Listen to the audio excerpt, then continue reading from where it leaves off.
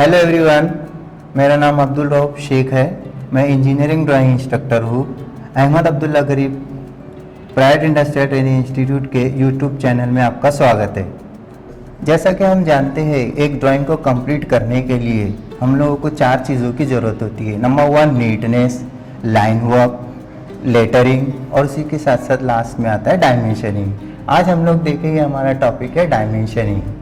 Dimensioning अभी किसी भी ड्राइंग को समझने के लिए हम लोगों को एक्यूरेसी, शेप और इजी कंस्ट्रक्शन के साथ साथ साइज डिस्क्रिप्शन की भी ज़रूरत होती है।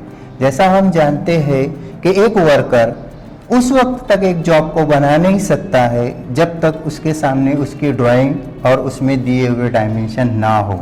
अगर मैं एक एग्जांपल दूं आप लोगों को कि अगर मैं एक वर्कर को आइसोमेट्रिक बॉक्स दे देता हूँ तो वो क्या देखकर बनाएगा, क्या समझेगा उसमें उसको, क्योंकि उसमें जब तक हम लोग सही तरीके से डायमेंशन नहीं करते हैं तब तक वो वर्कर उस जॉब को कंप्लीट नहीं कर सकता है।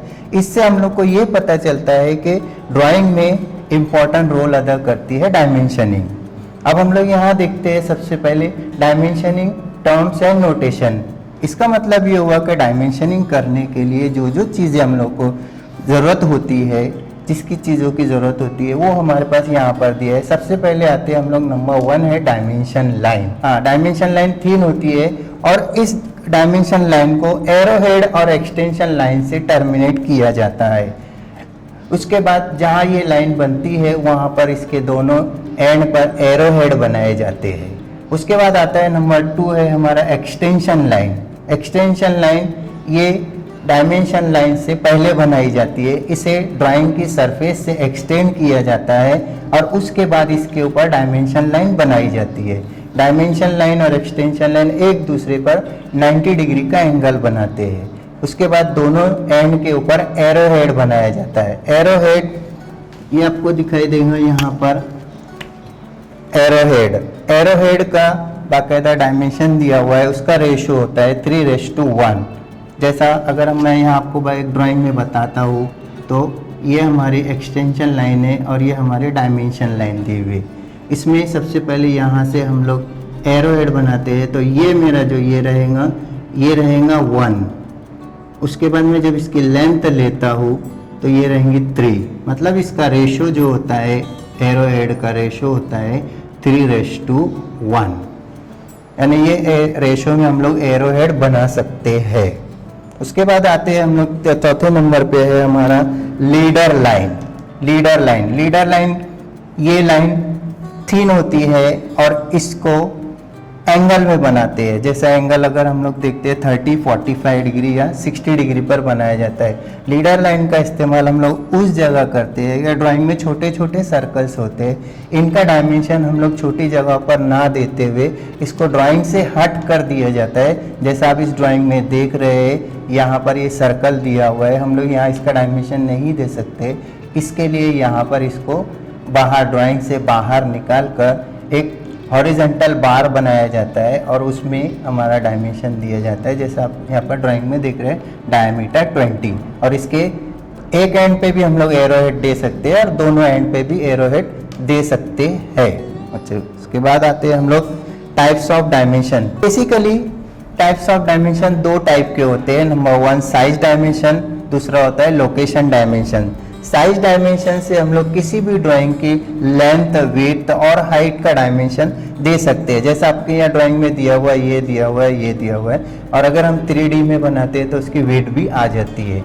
उसी के साथ साथ किसी भी होल या स्लॉट का हम डायमेंशन देना है तो हम साइज डायमेंशन का प्रयोग करके दे सकते हैं। उसी के साथ साथ साइज डायमेंशन को लेटर एस से रिप्रेजेंट किया जाता है। रिप्रेजेंट इसके लिए किया जाता है कि समझने वालों के लिए ये बहुत इम्पॉर्टेंट है कि साइज डायमेंशन किस लेटर से रिप्रेजेंट किया जा रहा है। उसके बाद आते हैं नंबर 2 है लोकेशन डायमेंशन।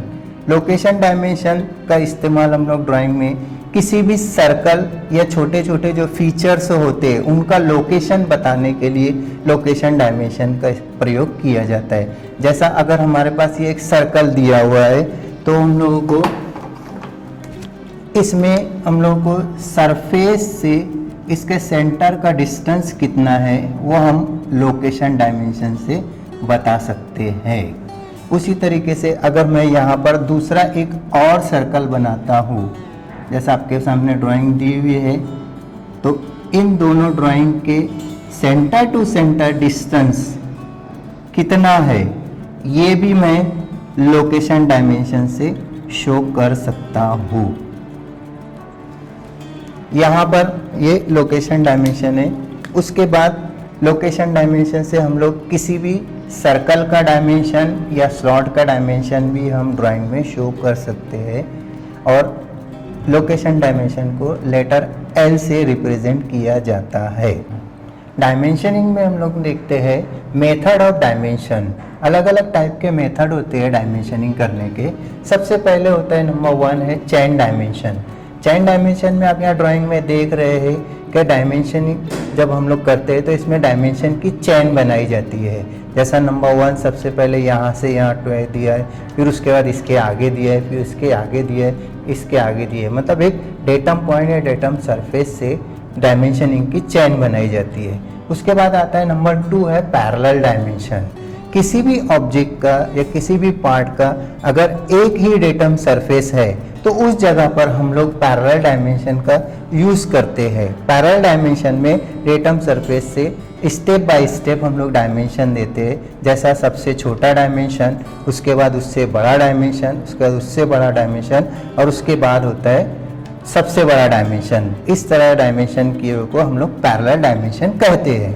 उसके बाद आते हैं तीसरे नंबर पे है प्रोग्रेसिव डायमेंशन।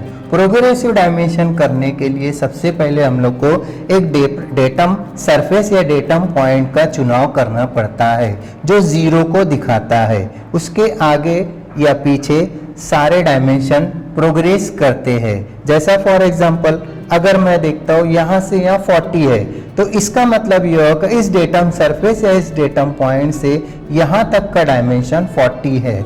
उसके बाद आगे अगर हम देखते हैं कि अगर ये यहाँ पर 60 दिया हुआ है तो इसका मतलब ये होगा कि ये 0 से यहाँ से डेटम सरफेस या डेटम पॉइंट से यहाँ तक का डिस्टेंस 60 है। इस तरीके से ये 3 प्रकार के मेथड ऑफ डायमेंशन होते हैं। आई होप आपको हमारा आज का लेक्चर समझ में आया होगा। इसके अलावा और भी बहुत सारे लेक्चर्स हम आपके लिए लाते रहेंगे। इसके लिए आप हमारे चैनल को शेयर और सब्सक्राइब कीजिए। Thank you very much.